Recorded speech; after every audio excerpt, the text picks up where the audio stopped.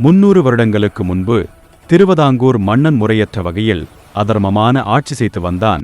அதை அன்று திருவனந்தபுரத்தில் பத்மநாதசாமியாக பள்ளி கொண்டிருந்த நாராயணர் தட்டி கேட்டார். அதுக்கு கலி மன்னன் சொன்ன பதிலை பார்ப்போம். மாயவரே, மாலை காலை முதலான நேரங்களில் எல்லாம் சீலமுடன் பூஜை செய்கிறேனே உனக்கு, அதற்கு எவ்வளவு செலவாகிறது தெரியுமா? ஒரு நாளைக்கு 100 பொன்னு செலவாகிறது. இவர்களுக்கு வைத்த இறைகளை தடுத்து விட்டால் இந்த பொன் வந்து சேருமா?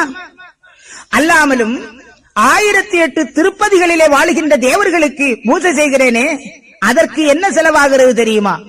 1100 பொன்னு செலவாகிறது. இந்த பொண்ணுக்கு நான் எங்கு போவேன்? அல்லாமலும் எந்தனுக்கு ஊழியம் செய்கின்ற வேலை செய்கின்ற வேலையாள்களுக்கு 10,000 பொன் சம்பளம் போட வேண்டுமே. அப்பொண்ணுக்கெல்லாம் அவனை அடித்து பறித்து விதானித்து வாங்கியல்லவோ இந்த காரியங்களை எல்லாம் நடத்துகின்றேன். ஆண்டி, உன்னுடைய சொல்லை கேட்பதற்கு நியாயம் உண்டுமா?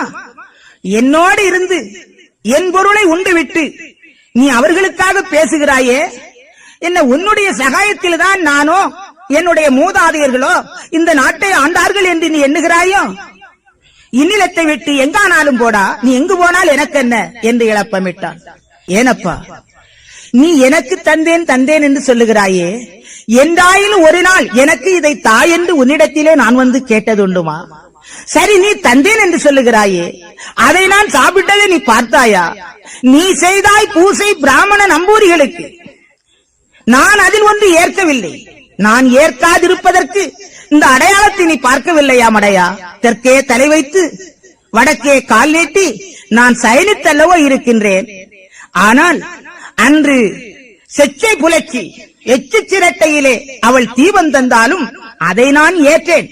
காரணம், அவள் உன்னால் குலத்தில் தாழ்ந்தவள் என்று ஒதுக்கப்பட்டிருக்கலாம், அவள் அழுக்கு ஆடையை உடுத்திருக்கலாம், ஆனால் அவளுடைய தூய மனம் இருக்கிறதே, அது மலர் போன்றது, பரிசுத்தமானது.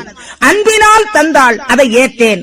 சண்டாளா, நீ அதிகாரத்தால் ஆட்சி மயக்கத்தால் பண படாடோப பகுத்துகளை நீ தலையாயது என்று கொண்டு அதன் அதிகாரத்திலே நீ எனக்கு செய்த எந்த ஒன்றையும் நான் ஏற்கவில்லை.